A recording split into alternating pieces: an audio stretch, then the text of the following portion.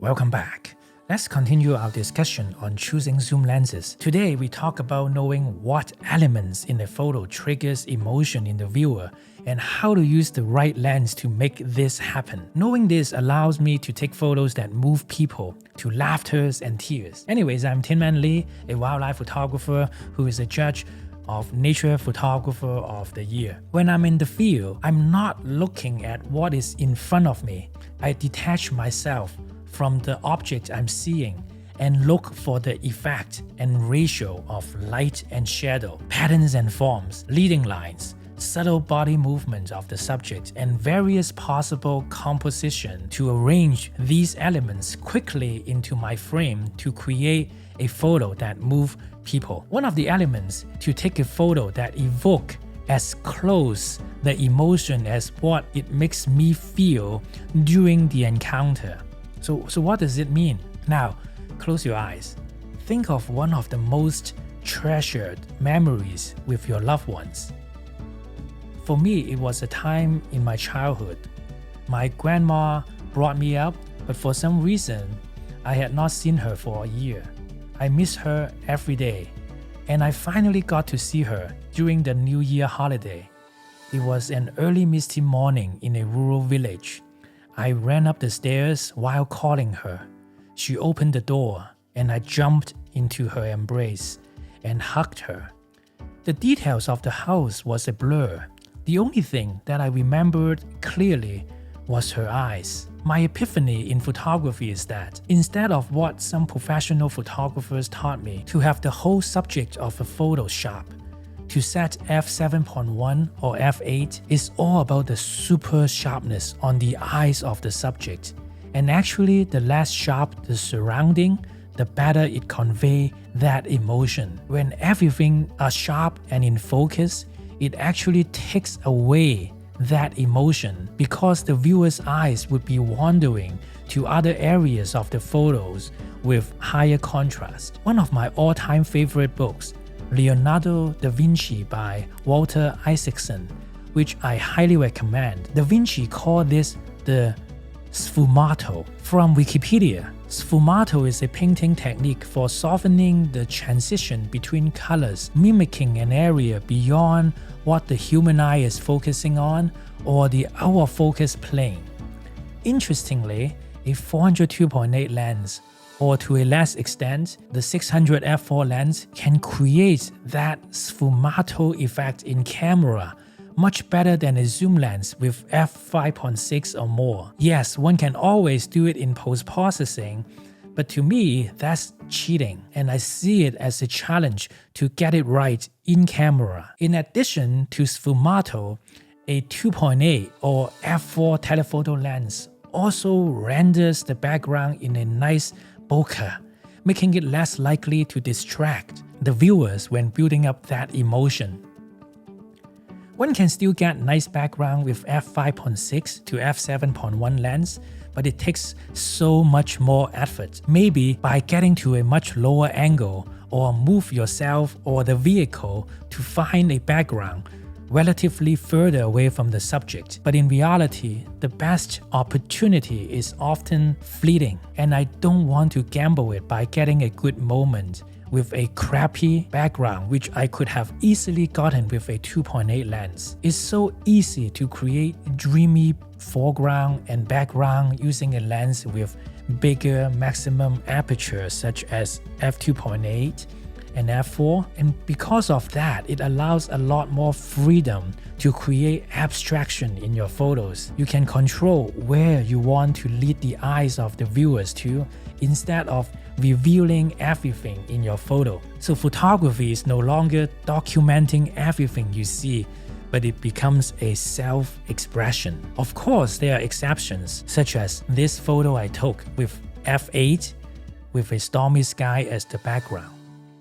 Sometimes the answer is right there if we open our eyes. Think about what lenses your photography idols use, or the favorite photos you have seen online and find out the lens that was used to take that photos. Why are these photographers carry these big, heavy lenses?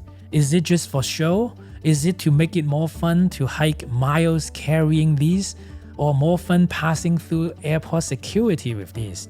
Why are they willing to pay the price? 95% of my photo sales or photos that people message me on how they were moved are from prime lenses with maximum aperture equal to or less than 4.0 or less than f4. There is a quote I like by legendary photographer Vincent Monnier. There is nothing more magical than suggestion. When you reveal everything, you kill imagination, and that's where I want to stay. Such beautiful words. I think sfumato is one way to create that imagination. So by now, you should know more about how to choose a lens.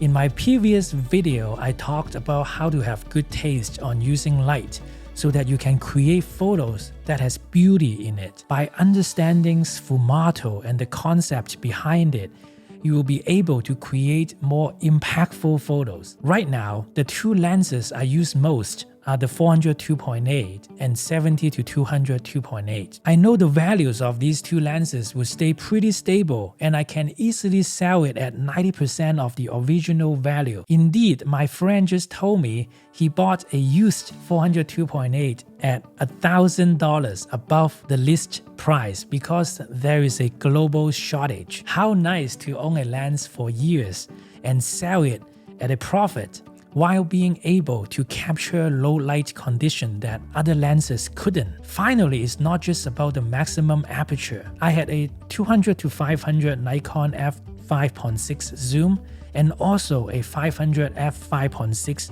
PF prime, both maximum aperture at f5.6. But the 500mm 5.6 prime focuses a lot quicker and it's a lot sharper. Maybe because it takes longer to move the glass elements in a zoom lens. I don't know. This is from my real experience.